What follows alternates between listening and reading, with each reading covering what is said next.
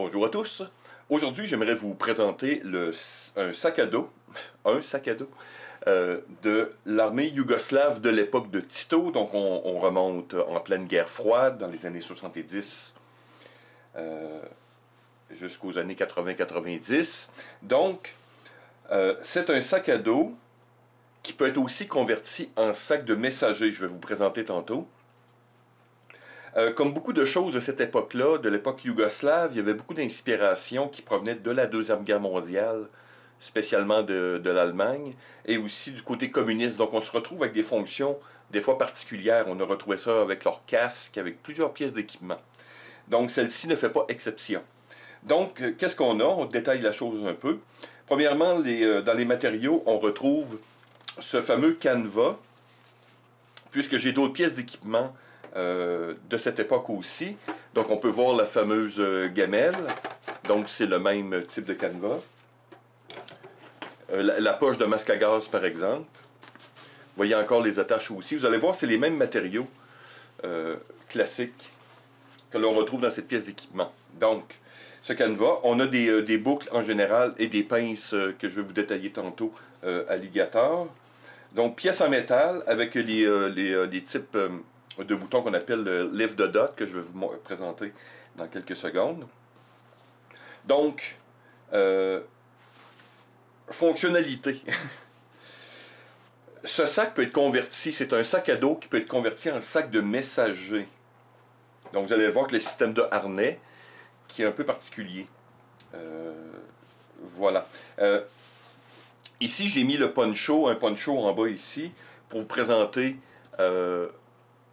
un peu la grosseur ou les fonctions. Donc voilà, avec les mêmes systèmes ici qu'on appelle les Lift the Dot. Donc c'est des boutons comme à pression qu'on tire dans une direction. Commençons par le harnais, c'est la pièce qui nous intéresse là.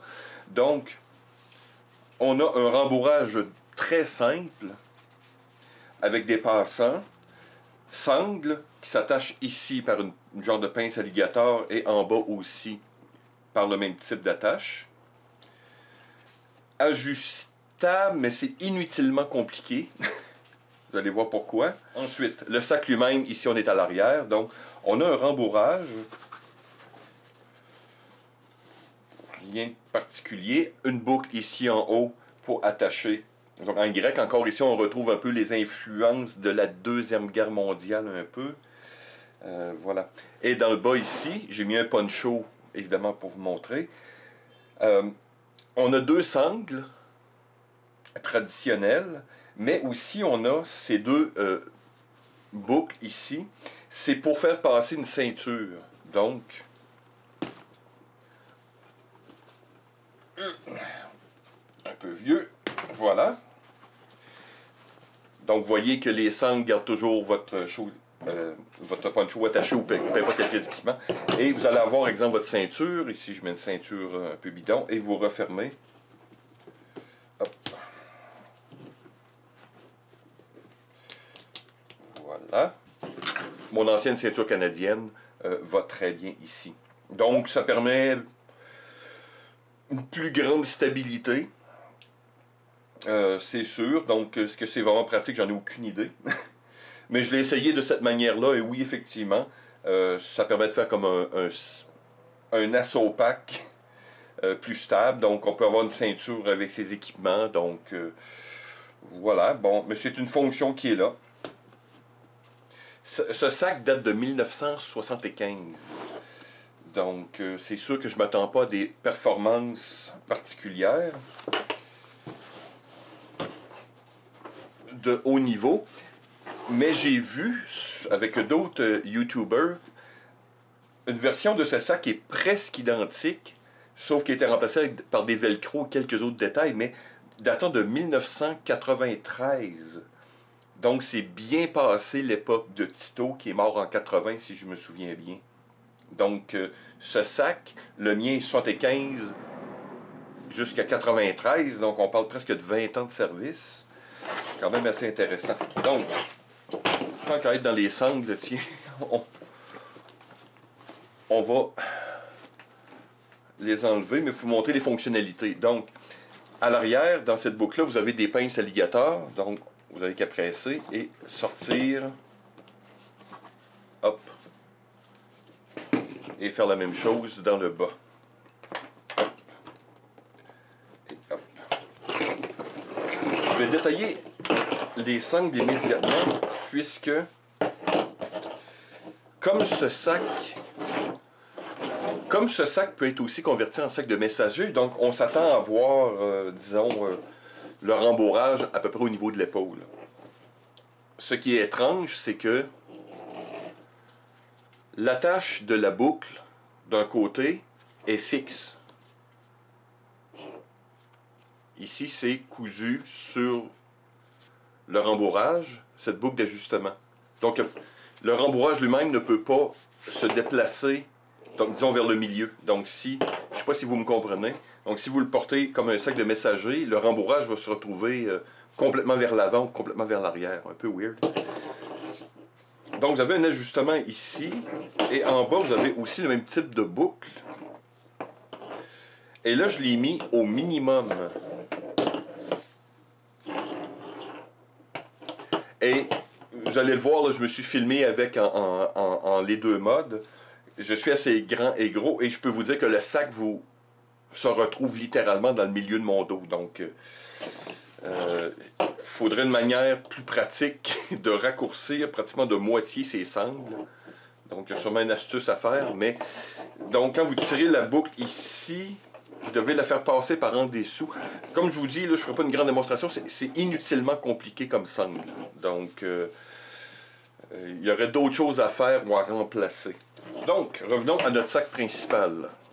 Comme j'expliquais, on va y aller tout de suite parce que qu'est-ce qu'on a fait? Dans le bas, vous avez deux sangles traditionnelles, donc avec des boucles. Voilà. Mettre ça beau et propre. Bon, voilà.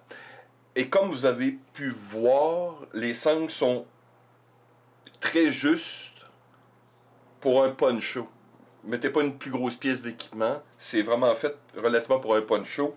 Les sangles sont juste de la bonne longueur, donc. J'ai essayé de voir, essayer d'agrandir. Non, c'est vraiment fait pour ce genre de poncho ou pièces d'équipement. Donc, à l'avant, qu'est-ce que nous avons? Traditionnel sangle en cuir. Avec boucle, encore là, traditionnelle. Très petite. Comme je vous dis, c'est un peu rouillé ici. C'est sûr, c'est 1975. Donc, boucle avec une autre boucle un peu comme courbée. Donc, pour mettre ça propre. Ou pour faire passer l'autre sangle vers en haut, c'est selon. Encore ici, des choses, comme je vous dis, c'est beaucoup de métal pour rien. Il aurait pu simplifier la chose. Mais, donc, on a nos sangles. Donc, j'ai mis une pièce de vêtement ici pour garder le tout. Donc, dans le haut, mettre une photo, on voit, étrangement, c'est drôle, c'est comme quelque chose sport. Blaugrade en fait bref, je vais vous montrer une photo en détail, 1975. Donc, il n'y a rien de particulier sur le rabat. Pas de poche, rien. À l'avant, vous avez une poche secondaire avec les mêmes boutons. Donc, très pratique, environ, c'est ça, 25 mm, environ 1 pouce, donc parfait pour des cartes ou des objets secondaires. Je vais enlever ceux-là, ici, et voilà. Et il y a quelques étrangetés à l'intérieur. Premièrement, on va le retourner, peut-être ça va aller mieux de même. Dans le fond, du côté du dos, vous avez une poche auxiliaire, mais qui est mobile. Donc, qui est comme seulement cousu sur le haut. Qui est fait pour je ne sais pas quelle pièce d'équipement, donc ça semble toucher le fond. Mais c'est une poche qui n'est pas cousue au complet, qui est amovible. L'autre poche qui est très étrange, c'est celle-ci. Qui se rabat à l'intérieur et qui peut être portée comme à l'extérieur. Et si on regarde l'espace, vous donnez une référence, c'est environ, vous avez de l'espace amplement pour une bouteille, exemple de 1 litre conventionnelle ou une gourde peut-être. mais elle est faite comme sur en rond. Donc, ce qui n'est pas compatible avec la gourde yougoslave qui est carrée. Donc, pour un obus d'RPG, je sais pas. Pourquoi porter à l'extérieur aussi, je ne sais pas, c'est-tu pour une radio, mais c'est une fonction qui est un peu étrange. J'ai essayé de regarder des vidéos de l'époque. J'ai pas trouvé, j'ai pas vu d'angle, rien, d'un soldat qui portait quelque chose de cette manière-là. Mais c'est quand même intriguant. Si vous voulez porter ça, comme je vous dis, c'est bon pour une grande gourde. Vous pouvez la retourner vers l'intérieur. Donc, il y a peut-être une fonction. Ou la couper littéralement, je ne sais pas. Donc, on a à l'intérieur ces deux poches un peu étranges. Sinon, il n'y a rien d'autre de particulier. Je regardais la contenance. Il marque 25 litres. Mais comme je vous dis, les sangles, et même ceux du dessus, sont très ajustés. Donc, je ne pouvais pas vraiment pousser. Comme si je voudrais mettre une grosse pièce d'équipement. Comprenez-vous, les sangles sont trop courtes. Donc, moi, je vois plus 15 litres, 20 en poussant, là, comme contenance. Et sur les côtés, vous avez deux boucles de métal et je suis sûr que vous vous doutez c'est pourquoi. Donc, on convertit notre sac en messager. Donc, c'est très simple. Hop. Et voilà, vous avez un sac traditionnel, un bread bag aussi, comme on dit, messenger bag en anglais. Très old school. Comme je vous dis, voyez-vous, il n'y a pas moyen, à cause que la boucle ici a été fixée. Il faut que vous faisiez une espèce de tour de magie avec ces sangles-là pour essayer de mettre le rembourrage, exemple, on pourrait dire, dans le milieu. Donc, mais sinon, c'est un sac qui est, comme vous pouvez voir, old school. Dans sa forme de sac à dos, plus ou moins pratique. Je déteste ces systèmes de métal-là, c'est bruyant, ça accroche dans les vêtements, ça vient froid ou chaud selon l'environnement inutilement. Mais comme sac de messager, c'est un sac vraiment très bien, très old school. J'aime beaucoup ces tissus, ces matériaux de l'époque de la guerre froide. C'est des canevas qui sont vraiment... Plus ils sont vieux, plus ils sont, on pourrait dire, intéressants. On voit encore quelques taches suspectes sur celui-là. Mais encore là, pour le prix, je l'ai regardé. C'est pas une pièce ultra rare sur le marché Militaria. Je pense que je l'ai payé 10-15 $, je crois. Je l'ai regardé. Vous pouvez le trouver assez aisément sur les sites habituels. Il n'y a pas grand-chose d'autre à dire que c'est un sac old school. C'est bien fait, un peu étrange, rembourré. Mais ça fait un beau sac de messager. Donc, pour ceux qui aiment avoir du rétro militaria ou du military fashion, c'est un sac qui est parfait, très abordable, solide. Mais comme sac, on pourrait dire, comprenez-vous, de survie, spécialement dans mes conditions ici au Québec et au Canada, en hiver, par exemple, ou autre. C'est des objets qui sont pas vraiment pratiques, peu manœuvrables. Donc, il faudrait que je le convertisse autrement. Il faudrait que je mette des attaches peut-être plus modernes. Mais sinon, très beau petit sac.